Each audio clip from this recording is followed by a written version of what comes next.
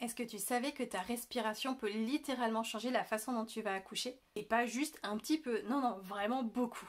C'est un truc de ouf et on en parle tout de suite. À la maternité, le jour de l'accouchement, on va sûrement te dire « Allez madame, respirez !»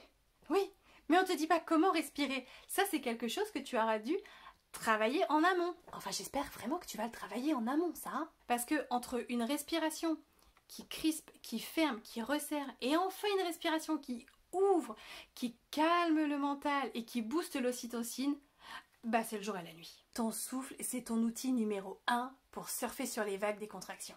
Pour passer à la suite, tu connais. Tu likes, tu commentes, tu t'abonnes et tu partages. Quand tu as mal, d'une manière générale, on a l'intention de se fermer, de bloquer la respiration. On a envie de tout contracter. Pourtant, c'est en faisant cela qu'on envoie encore en plus un signal de danger au corps. Il se dit, oh là, tout est crispé, c'est que ça va pas bien. Donc, il va à nouveau enclencher la machine.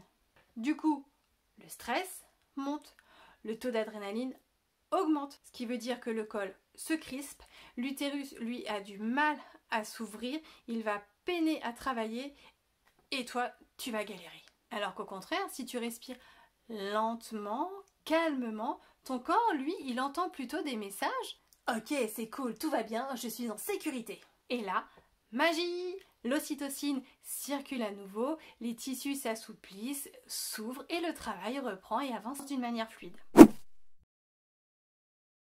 Je te propose un exercice de respiration justement efficace pour traverser ces sensations intenses. Oui, je préfère sensations intenses à douleur, rien que de changer les termes, ça joue beaucoup. L'idée de cet exercice, c'est de te montrer que ton corps peut rester détendu et laisser faire ton utérus, puisque au moment de la naissance, il n'y a que ton utérus vraiment qui a besoin de se contracter. Alors, imagine que ton utérus, justement, c'est ton poids. Tu vas dans un premier temps inspirer, te détendre en soufflant, tu relâches bien les épaules, tu laisses ton corps vraiment se détendre. Et sur l'inspiration suivante, tu vas contracter uniquement ton poing. Tout le reste de ton corps, les épaules, tout ça, ça reste détendu, tu contractes vraiment que ton poing. Tu inspires et là, tu souffles très longtemps par la bouche, toujours en gardant ton poing serré et le reste de ton corps détendu. Et là, tu relâches le poing. Et tu recommences. Plusieurs fois, tu inspires, tu crispes. Et enfin, tu relâches. C'est vraiment pour t'apprendre à te détendre, à respirer très longtemps pour surfer sur la vague de la contraction et comprendre que ton corps, en fait, tu n'as pas besoin de le crisper.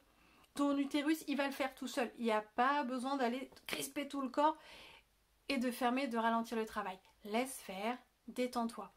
Et puis, cette respiration, tu peux aussi visualiser, imaginer qu'elle descend jusque dans ton bassin et y mettre cette image vraiment de la vague qui arrive sur le rivage et qui repart. Puisque la contraction, ça va être vraiment ça au moment de l'accouchement. La contraction, elle monte, c'est comme si la vague arrivait et elle repart. Donc, entraîne-toi avec cet exercice, c'est vraiment très très puissant.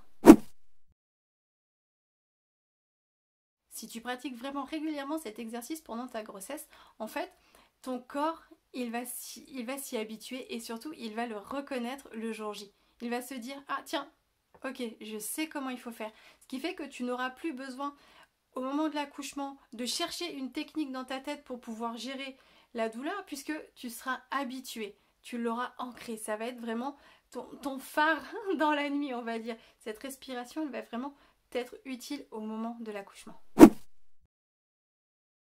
Tu l'as compris, ta respiration, ça va vraiment être ton fil conducteur pendant l'accouchement, ton point de repère, ton encre pour pouvoir surfer sur les vagues tranquillement. Et ce qui est magnifique, c'est que c'est un outil que tu peux commencer d'ores et déjà à pratiquer, à cultiver. Et puis ça te sera utile pour bien d'autres situations une fois que tu seras maman. Alors si tu veux d'autres exercices concrets, si tu veux discuter grossesse, accouchement, bah tu sais où me trouver. Tout est écrit en dessous. Et t'as pas oublié, hein? Tu likes, tu t'abonnes, tu partages et tu commentes. Dans n'importe quel ordre, c'est pareil. À bientôt!